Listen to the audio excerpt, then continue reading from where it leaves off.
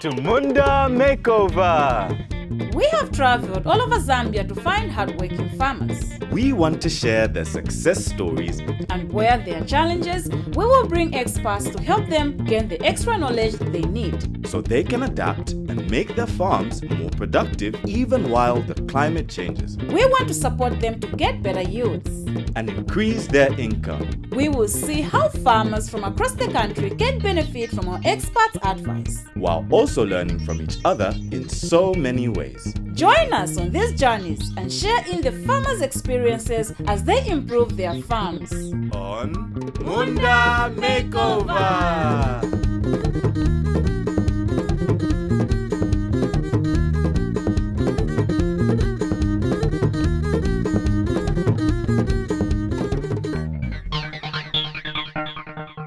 Hello farmers, we are back. And before we set out to meet new farmers, we are revisiting some of our amazing farmers from Kenya, Uganda, Welcome Shamba Shepherd Uganda! and Zambia. Munda Makeover! As the new planting season begins, let's look at what to consider before planting a new crop.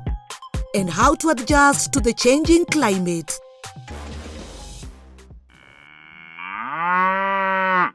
Want to increase yields? The answer to that is feeding the soil. Let's find out how. A good place to start is a soil test. Let's learn from our friends in Kenya and Uganda. What is a soil test? A soil test refers to where we come to a garden, pick a soil sample, analyze it, know the nutrients that are in the soil, know the nutrients that are lacking for that specific crop we intend to grow. What are the advantages of doing a soil test?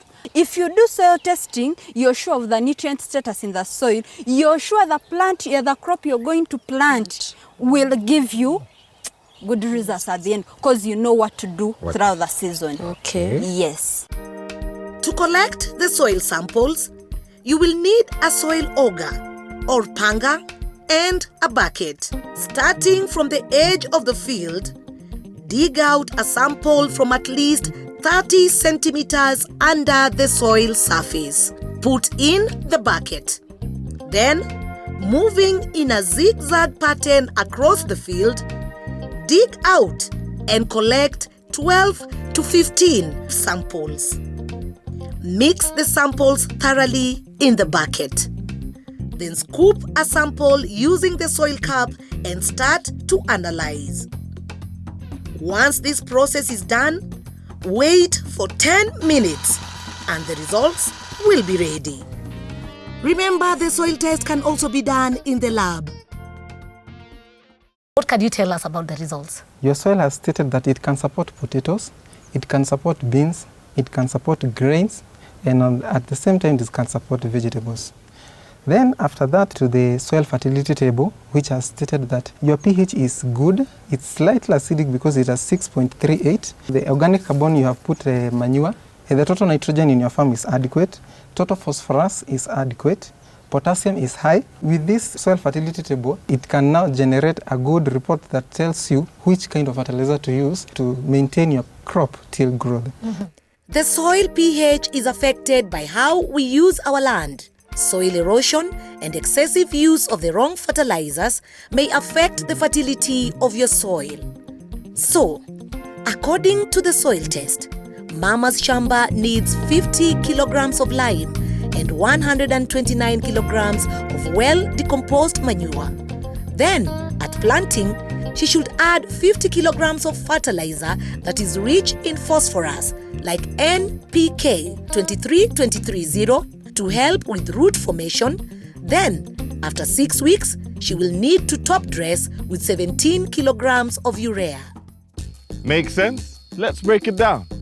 So farmers, we need to understand that every time you plant, the plants use the nutrients in the soil to grow, and when you harvest, you take away those nutrients. With every planting season, more and more is gone, and this needs to be replaced if you want a good harvest. And different crops need different nutrients to grow well. These nutrients can be found in organic and commercial fertilizers. Doing a soil test will show you what nutrients your soil needs so you can avoid spending money on unnecessary fertilizers. It will also show you how much you need to put and when you should put, depending on the crop you're planting. A soil test will help you figure out which nutrients your soil lacks. There's another thing to consider, and that's soil pH. Soil pH tells you whether your soil is acidic or not. Different crops do well in different pH levels. For example, pH 1 to 4 is very acidic, and pH 10 to 14 is very alkaline. Farmers can run into trouble if they keep using the same fertilizer for a long time. It can make the soil too acidic. And when you try to grow crops like maize that require less acidity, they struggle to absorb the nutrients from the soil, and that can lead to crop failure. A soil test will show you clearly the pH of your soil and what you need to do depending on the crop you want to grow. A soil test can also tell you what crops will do well in your farm. You can find out how to get your soil tested by contacting your extension officer. Alternatively, contact a Ministry of Agriculture research station near you. A soil test costs about as much as 1 bag of maize. You should do a soil test at least after every 3 to 5 years. To get more information, you can consult with iMunda by sending an SMS starting with the letters MU to 384 together with your name and location to find the best solution for your soil. There is a saying, you reap what you sow, meaning you won't get anything out unless you put something in. A good example is fertilizer. You put some in and you get a lot more out. Let's learn about putting fertilizer on your crops from Tony in Kenya. Crops use up nutrients from the soil when growing. Fertilizers are there to help return these nutrients to the soil. They support crops to grow bigger, faster, and produce more food. Crops need different types of fertilizers and nutrients at different stages of growth. For instance, phosphorus, P, helps with early root formation and growth. Nitrogen, N, helps leaf and stem growth. And potassium, K, helps fruits to form and mature.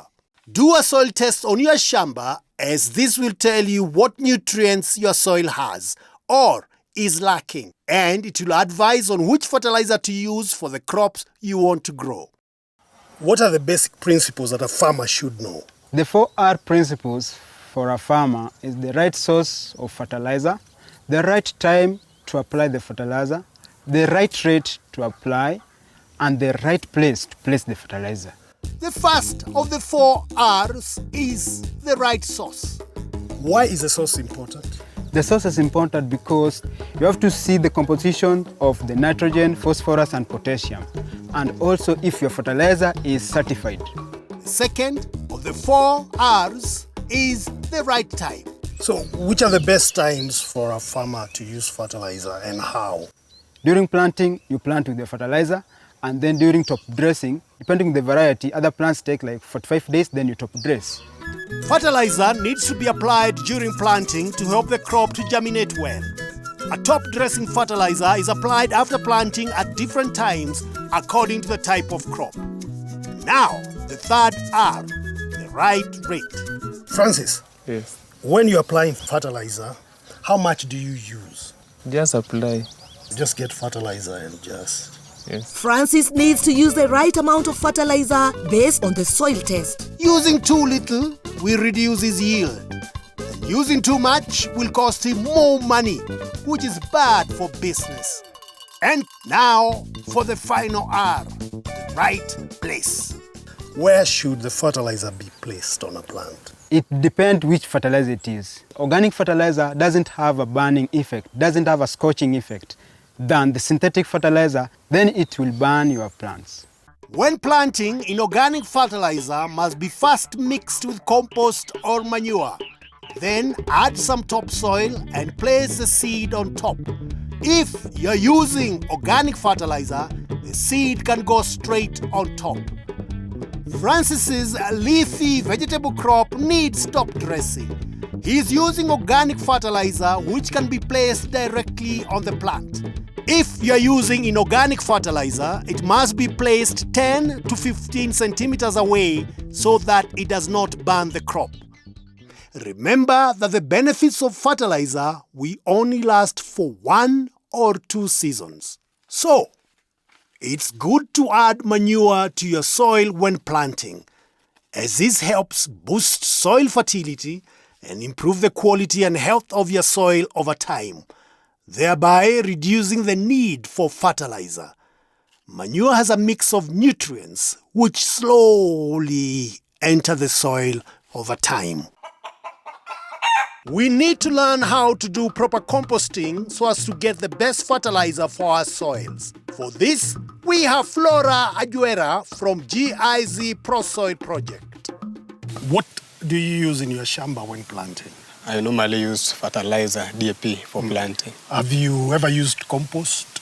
Yes, I have collect some. How do you make your compost? During my cleaning time, early in the morning, I select all the rubbish and I put them somewhere for duration of 2 months. That's all you do? Yes. Okay, Flora.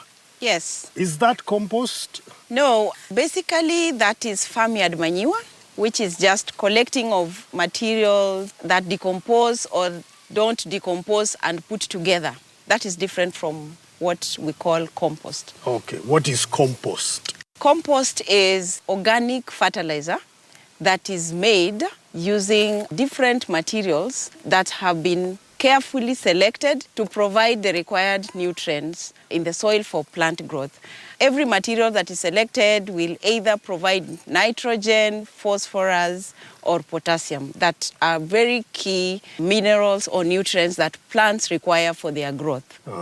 Today, I'll show you 2 methods. One is the organic compost and the other one is called green manure. Green manure refers to growing of some green crops like soya, like beans, like cowpeas, that are able to fix nutrients and particularly nitrogen in the soil by you growing them or you plowing them back or incorporating them back in the soil before you do your planting so that they decompose slowly as they release their nutrients in the soil. I can see Tithonia, Caliandra, I've seen Lucina, I've seen Mahamia. All these leaves are very rich in nitrogen. Once we've harvested the leaves, you'll be able to chop them. And then you open a furrow, put them in the furrow, and then we cover them. How long will it take for me to be ready for planting? Once you place them in the soil, immediately they begin the release of the nitrogen. So for 5 days now you can plant. Okay. Yes. Let's talk about composting.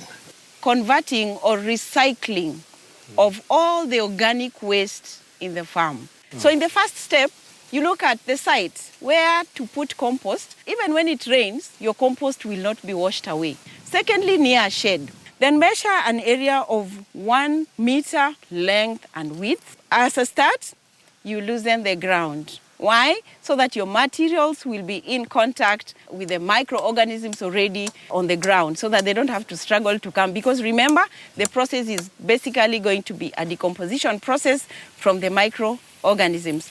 Okay. Put a first layer of twigs, dry twigs. Once the ground is loose, place dry twigs 30 centimeters in height. This helps in the airflow and drainage. Then sprinkle water. Next, add a layer of dry maize stovers, 15 centimeters thick. Then sprinkle some water. Add a 5 centimeter thick layer of cow dung. This will introduce microorganisms to quicken decomposition. After this, add some ash, then sprinkle water.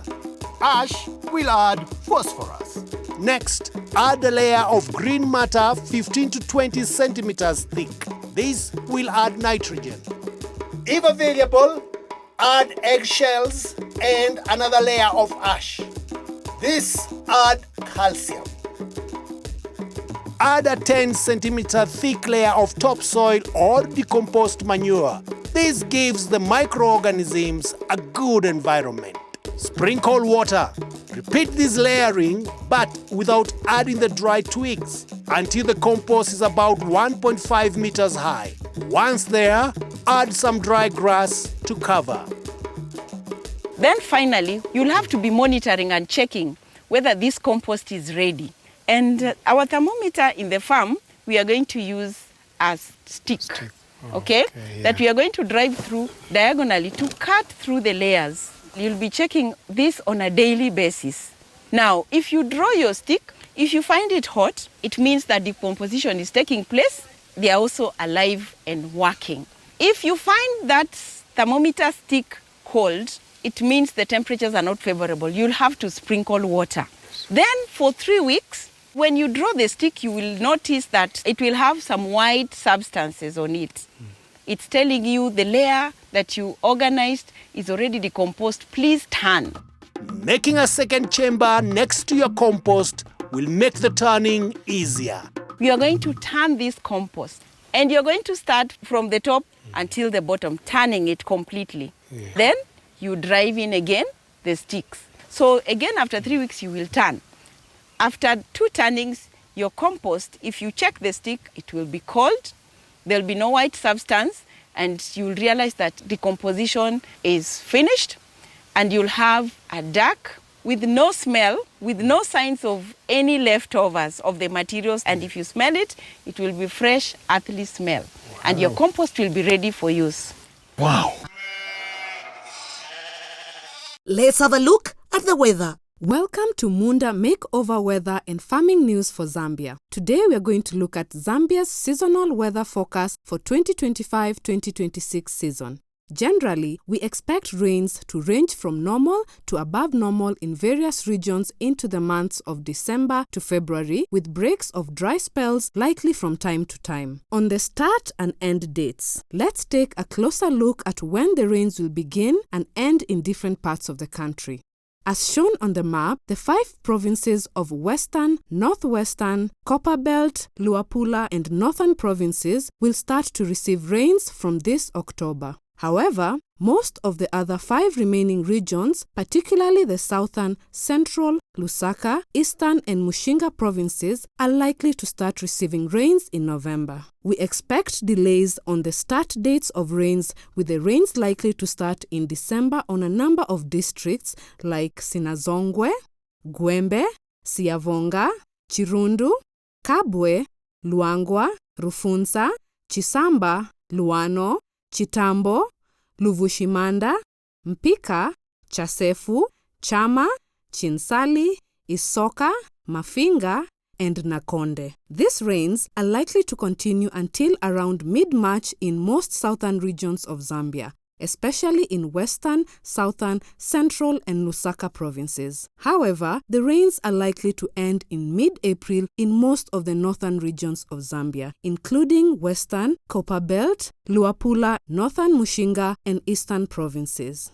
On the amounts, we expect normal to above normal rains in the months of October, November, and December in regions of Northern Western, Western Southern, and Lusaka provinces, as well as western parts of Central Province. This also includes districts like Nyimba, Patauke, Sinda, and Katete in Eastern Province. Far northern region of Chengi, Kaputa, Nkasama, Mpulungu, Mbala, and Senga districts in Luapula and northern provinces. In Copperbelt, Mushinga provinces, also including the rest of the regions like most parts of Luapula, northern and eastern provinces, as well as the eastern parts of Central Province, are likely to get normal to below normal rains in the months of October, November, and December. Farmers, this is the right time to prepare and get ready for the coming rains. Prepare your land early so as to plant as soon as the rains start in your area, and make good use of the expected rains for good harvest. Choose the right certified seeds for your area depending on the amount of rainfall expected. SMS iMunda to find out the best crop varieties for your area. If you haven't done a soil test on your farm in the last 3 years, now is the time. A soil test will help you know the right fertilizers for your crops, and it will improve your soil health through crop rotation, minimum tillage, and mulching. If you would like a very detailed weather forecast for your area, get in touch with iMunda. SMS your questions to 384 starting with MU. See you next week on the Munda Makeover Farming News. Climate change has brought about several challenges. Farmers have to find ways to cope with unpredictable weather patterns as the seasons change. Let's find out some of the solutions. For the upcoming season, Grace is looking to grow soybeans and will need help on how to ensure her crop is able to handle the effects of climate change and give her a bumper harvest. Speedway, how has climate change affected farmers in this region? Most farmers would plant on good time, good seed, and then the rains go. There's a dry spell, and then the plants dry out. And then once the rains are back, the plants don't start growing from where they were left off from. As a result, most farmers just lose out on input costs, and it really affects their yield. That's a lot of damage. Can you tell us, are there any solutions that they can use to mitigate these problems? These are climate smart solutions where farmers like Grace can take up seed varieties that are drought resilient and also early maturing. In a case where the rains go for, let's say, 2 weeks to 3 weeks, a drought resilient seed variety will still thrive through the dry spell. And once the rains are back, it will start off from where it ended and the crop would have matured and the farmer is able to get at least something out of their field compared to a farmer that just uses a regular seed variety. Makes sense? Let's break it down. Drought-resilient seeds help farmers meet the challenges of climate change. This means that when rainfall is scarce, the seed is able to survive during dry spells. Farmers can access drought-resilient seeds from agro-dealers' stores. For soybeans, how do you plant soybean? Before we plant the seed, we add chemicals to them. In the event we can't access the chemicals, we soak them in sugar instead. Adding sugar to your soybeans before planting. So I think the right way to do it is actually by inoculum. So inoculum is only at 28 kwacha per 250 gram. So that 250 gram is enough to mix in 50 kg of seed. So if you use inoculum, which is a chemical that is going to help you supply nitrogen to your soybeans, and then you also use a plant catalyst that is going to quicken your germination, and then you're using an early maturing seed variety, which is drought resilient. It's going to mature in good time, have good weight, have all the nutrients. Well, Speedway, thank you so much for coming and sharing your information with us. Thank you so much, Chris, for having us here. We're really glad that we came. Thank you very much. So, there you go. Climate Smart Seed Variety, a solution to climate change, securing your harvest and your family's nutrition. Grace has found a solution for her soybeans, and here's a tip for all you farmers. Drought-resistant seeds are available for various crops. Whenever you're buying seeds, make sure to ask for certified drought-resistant varieties. It's that simple. To get more information, you can consult with iMunda by sending an SMS starting with the letters MU to 384 together with your name and location to find the right variety of crop to plant in your area. Join us next week as we visit more farms right here on Munda Makeover. Bye-bye. See you next week.